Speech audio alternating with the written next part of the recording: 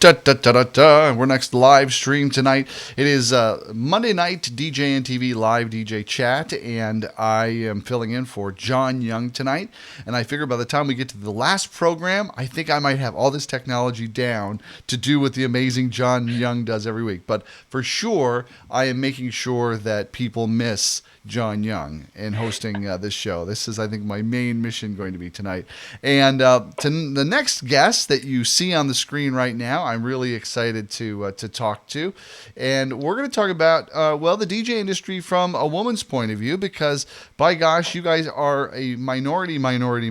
There aren't very many in the industry at all. And it'll be really exciting to see what the experience of working in the industry with that is like, as well as just your point of view on it. So, up in the left hand to my left, you'll see a gal that goes by Kilma. I think full name is Kilma Tempa, right? It's just Kilma, but just yes. Kilma. Okay, you leave off the Tempa. I love the Tempa part, like Kilma Tempa. I love that. Anyway, so just Kilma. She is out of Winnipeg, Manitoba. That's right. A music producer and disc jockey out of Winnipeg. And then not too far from Winnipeg, or Canada even, is Allison Farley, who works as an MC and a DJ for Tailored Weddings in Escanaba, Michigan. And we were going to be having Shani Barnett on the show tonight. And Shani, unfortunately, has gotten really, really ill. I just got a message from her. She says, I'm finally getting better. So that's the good news that we were kind of fearing the worst. The last thing is she was like being admitted to the hospital. So we'll miss you, Shani, tonight for sure. And tonight's show is being brought to you by DJ Event Planner and Electro Voice. So great to have you guys on the show. Let's start off with this question. Like, what is tell me, each of you, what had you want to get into to DJ, performing as a DJ? Kilma, if you want to go ahead and start. Okay. Thank you. So I went to my first rave, got super stoked, really loved the atmosphere. And the guys that had brought me just happened to have turntables themselves. And so we were hanging out at their place. They pull out the vinyl, and I'm like, wow, this is super cool. Can I try? And I was immediately told, sweetie, this is a little too technical for you. Seriously? So, yeah, that was my first experience. So stubborn as I was, I went out and found another friend that had a pair of turntables, tried it out, got hooked, started buying my own vinyl, really threw myself into the industry. And funny enough, ended up giving those guys their first DJ gig out about 5 years later. Yeah, right. And then how it come full circle that way. Did you now? Were you were you in touch with them as you were developing your skills and learning how to lay it down, or had that been just kind of you crossed paths and then they discovered you later when you're actually out performing? Just a group of people that I had begun a friendship with, and then just kind of went on to do my own thing. Kept in touch. I think that their attitude is a familiar one. Maybe it is meaning well, just an assumption about boys and girls and what they might be interested in. So at that point, they weren't trying to be hurtful, but it is definitely something I continue to experience throughout the industry. I'm still, get along with those guys. They didn't mean any harm by that, but it's just funny how that was my introduction and then kind of a continued thing that I experienced as I went through. Right.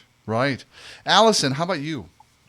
So ever since I was in junior high, probably, I always knew I wanted to, do something with music. I grew up in a very small town. Actually, the school dances that we would have, we wouldn't even dress up for our homecoming dances. So there were no dresses, nothing. And the entertainment that was brought in for these dances was not where I believed it should have been. I felt like we were being cheated out of an experience based off of the fact that we were a smaller area. So that was a really big drive for me to get into this industry. When this opportunity presented itself to me this is my third season in the industry. So 3 years ago, I was absolutely stoked. I started off with Mitch as an assistant and worked my way up to his office manager and ended up being an MC and an ordained minister, a photo booth attendant, all of these crazy things. Just it's amazing. I can't even explain to you how awesome this ride has been. And I'm super happy that I get to give that experience to couples who are deciding to get married, or kids who want to have an awesome prom, but maybe can't put that much money down onto it. It's so amazing to be able to present those opportunities for others.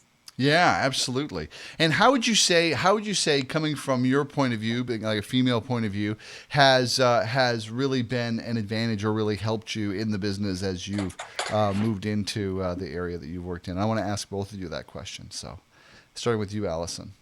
Definitely. So originally, I think that was my biggest hesitation when I first decided that I wanted to become a master of ceremonies for this company was, am I going to be able to sell myself because I'm a woman?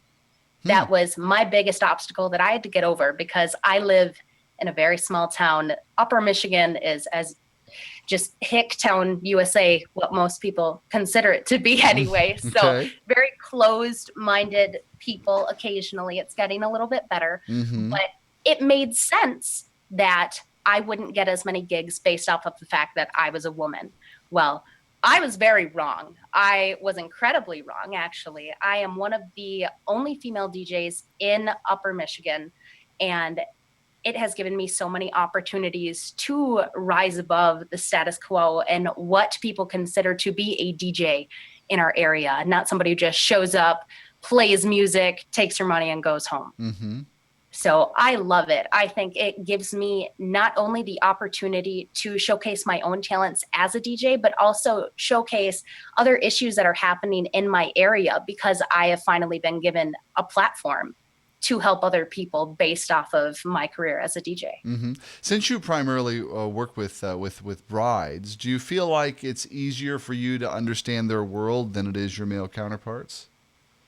I definitely do. Mitch was thinking when he hired me on, because I mean, what's a better way to look into the wedding industry than by hiring a 20-year-old woman into your company? Right. So it's great. I actually have a very easy time staying up to date with the trends and what's going on in the industry, just based off of things I enjoy.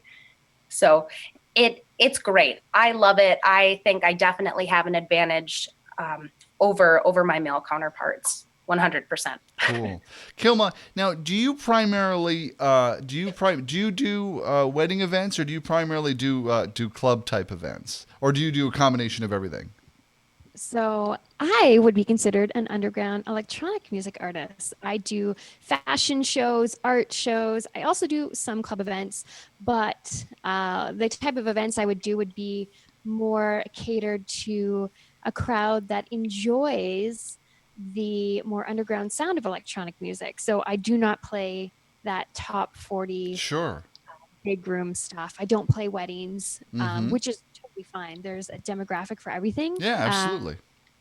Yeah. So that would be the industry that I'm in. Very cool. And so, how is, in terms of booking, promoting yourself and booking yourself?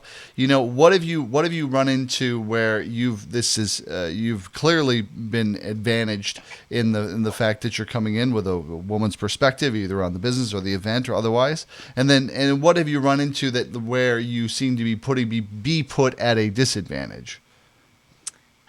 See, are the advantages really advantages if it's discrimination? Well, yeah, advantages isn't the word I wanted to use on that, but yeah, no, I see what you're saying. Like a lot of sometimes we feel like, oh wow, I have an advantage because people think I'm cute, and there's a bit of sex appeal in there, but there's also a bit of frustration in that, because you want to be taken seriously as a business professional, and you want to be able to perform without worrying about somebody making the assumption that you might not know what you're doing, or that they might think that they can hit on you because you're a woman. Right, or because I booked you, we can go out later kind of thing. Yeah. Oh, yes. And that's literally an issue that I dealt with continuously throughout my career. So I'm a business professional trying to run a business, and people would take my friendliness for flirting. They would take my firmness for, she's kind of a witch, which would really just a business professional being firm, and wanting to get paid or making sure that the proper sound is there. So while there might be that idea that it's an advantage, being offered a show in the if I wear underwear or a bathing suit is not an advantage to me, because I want to perform. Is that what they ask for? When I first started out, they did. They're like you're going to be naked, right? Kind of mentality. Just kind of that idea of like, how can we sexualize this, and stop making her a person and more of an object. Mm-hmm. So there was definitely that aspect that I didn't appreciate and didn't get involved with. There's also the aspect where I wasn't getting booked because I was a girl. So it's a little frustrating when you've been DJing for 5-10 years and you know what you're doing, and people are getting booked because they're part of the boys club. So It doesn't matter that they've been playing for 6 months, a year, 3 years. It doesn't matter that you have music out and, on labels. This guy's probably going to get booked over you because, hey, he's part of one of the guys and we don't see him as a threat. So there's the advantage that point that I come from would be empowering women, right? So if I'm going to be a part of an all-female show, I want it to be about female empowerment and bringing on that sort of target demographic.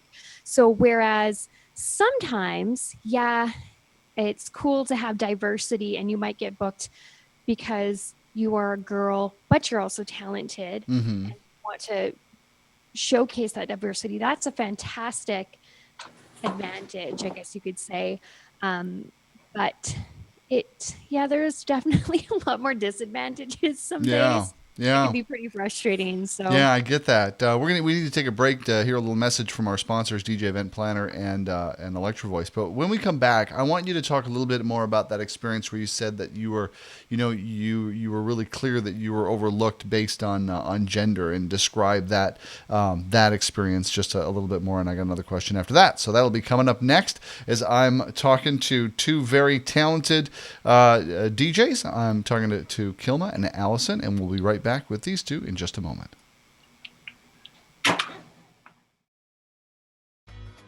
DJ Event Planner will change the way you manage and run your business. Streamline all of your procedures and software into one easy-to-manage system. DJ Event Planner, the ultimate online planning tool.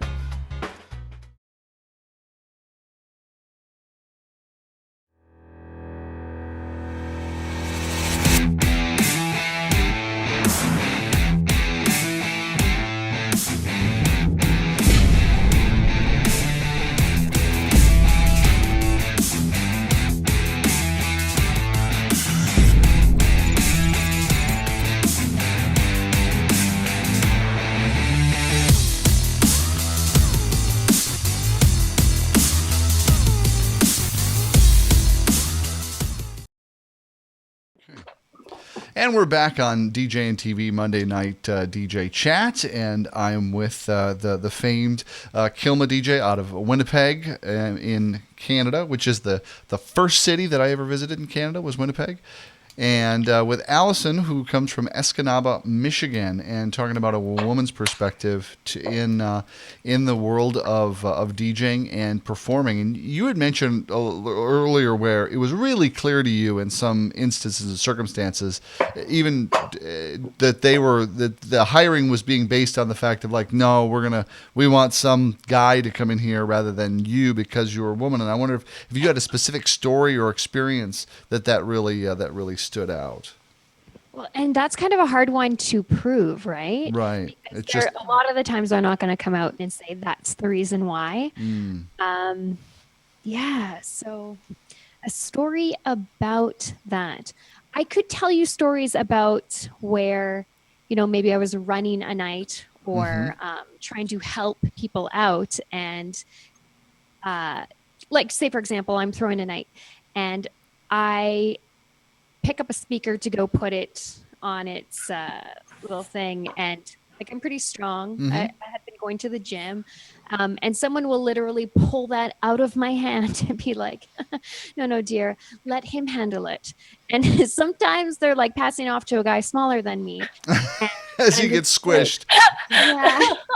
And just like really silly things like that, where it's, sometimes people are more hostile about it.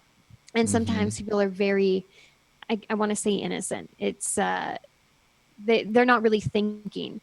Comments like, "You're pretty good for a girl," or Mm-hmm. I like that cover it up, unlike those other girls. Just they're not compliments, and they focus on gender as opposed to, hey, I really love that you beat match with your ear. I really love like the style of music you play. So the reason I know there is that sexism and discrimination going on in the industry is because of that benevolent sexism, that treatment of Right.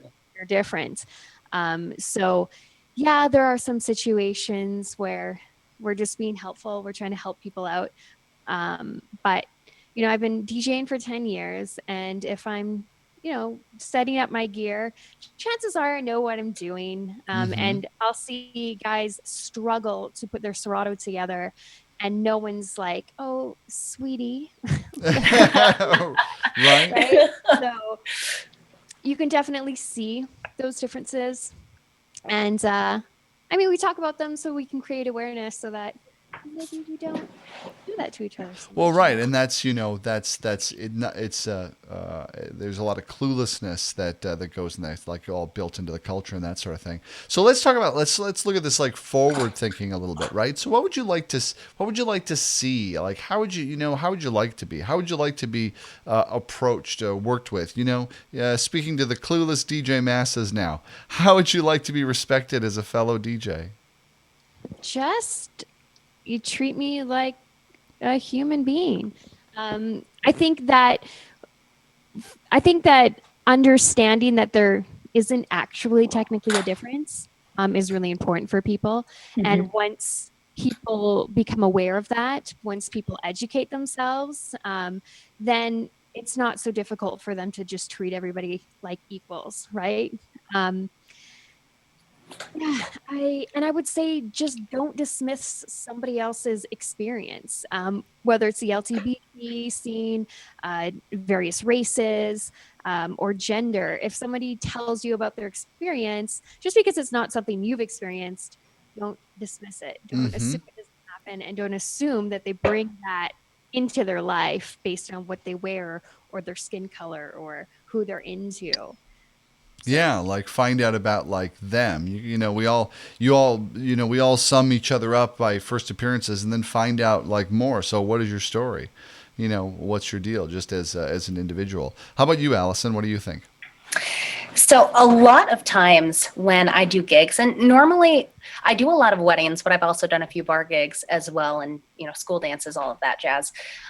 It's so important, as Kilma said, for our viewers to treat us with respect. It is incredible how many people I have come up to me and use pet names to address me. And that's not okay. That's not okay. When I am in charge of a wedding reception, when I am your MC, I'm the ringleader of that party. Don't call me sweetie. Don't call me baby. My name is MC Allison Farley. So it's very important that other people realize that even though they may not understand that they're being hurtful or dismissive, that they are.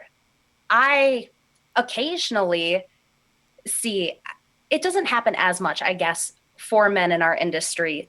I think there's almost more of a barrier there for guests at a DJ show where a man is at the lead of it and a DJ show where the woman is at the lead. There's less of a wall there. And that can be good and bad. I love it because it allows me to connect with the people who are in the room. They're not as nervous or as timid to approach me, say, at a wedding reception or at a school dance, because I seem approachable. I do my best to be approachable on the mic and, really allow them to relate to what I'm doing. So, oh gosh, yeah, it is the respect. The respect is such a big deal. And even if you don't realize you are being disrespectful, really think about what's about to come out of your mouth before you ask me to play, The Weekend or, like a typical request. Just think before you speak and listen also to what I am throwing down on my board, because unfortunately, we have to do a lot to really dress up for these events. Like, we work hard to look good at these events, but that's also not what you should be focusing on. It really isn't. We work really hard at our craft. And even though we're super cute like that, it shouldn't matter at that point. You should be focusing on the art that we're creating. Right? Super cute's just a bonus. It is. On top of the great talent and great show, right? And so it's exactly. I totally hear what you're saying there. And it sounds like what really rings as I listen to both of you is like the condescension, is the like the oh sweetheart, oh kind of the immediate before you even any communication starts, like the condescension starts just by the mere fact that you are a female in the business. And even before you play, perform, I mean, judged on nothing other than just playing your gender. Do you run into that more with guests or fellow DJs, or is it pretty much just kind of the same across the board? That is a great question. I would say the harassment and stalking and bullying has been mostly by other male DJs. But for the most part, like other people on the outside, it's often more benevolent as opposed to hostile. So yeah, it depends. I think it's easier for people that aren't DJs to respect you than it is for people within your own industry if they see you as a threat, because they are of the idea that women are these evil, manipulative creatures that have mind control powers, right? So it depends on the individual. Some people can be quite hostile, and other people will take a step back and be like, oh, I didn't think about that. And then you mix in drugs and alcohol at events, right? And you get a whole other mix of people. Amplified. Yeah. So I got a question from our chat room. As a female DJ does it change things that people say to you when they ask for a request? In terms of can you play that song, The Wreck of the Edmund Fitzgerald or Stairway to Heaven? Can you slip that into the set, please? Now, can you play it now? It's my favorite song. How about now? Do you have a different experience with that? I personally do. It's kind of funny, the difference between when a woman comes up and requests a song from a woman DJ and when a man comes up.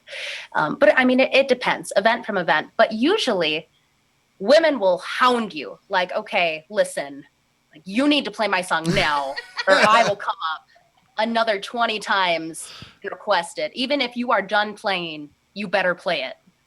So I think, I mean, and I assume it's the same way for men in the industry. Like when a man approaches, I've watched Mitch Taylor DJ a ton of wedding receptions, and it's very similar.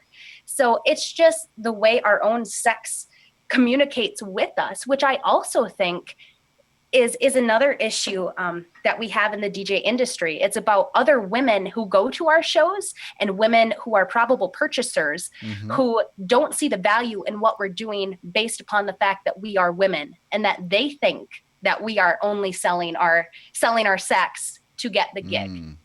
That's super interesting. Because it's so different in my industry. But yeah, I want to keep hearing that. say more about that. Well, because in this industry, in this underground music scene, I feel like there's a lot of progression, especially with the women. They're very supportive. Like, I used to work in a hair salon, and that was like the most dramatic, upsetting situation, because the women in my industry all support one another, and even the fans, like the women are just amazing and open-minded. And I don't really get a lot of requests in my industry because it is all about the DJ's choice in music. Yeah, it's all about the kind of the art and experience that you're delivering for them that night. Yeah. So it's really interesting hearing about Allison's experience because I actually get more men that are just like super pushy, but obviously like a lot of the times they're supposed to be at a top 40 bar and somehow ended up at my so They they're got lost. They're like, wow, where am I? Jay-Z. Right? That is so wild. That's so funny. I want to thank both of you. I tell you, I feel like we're just getting warmed up on this topic, and there's so much more to say about all this. But Kilma, Allison, thank you for coming on the show and being so candid and talking about this. And I look forward to seeing more of you out there performing and really creating a world where it's all based on the show that you bring, not whether your gender or anything other than identifies you, other than the talent that you bring to really kill at the show. So thanks both of you for coming on tonight for our DJ live chat, sponsored by DJ Event Planner and Electro Voice. Thanks for having us. Yeah, Absolutely. very much. Thank you. Thank you.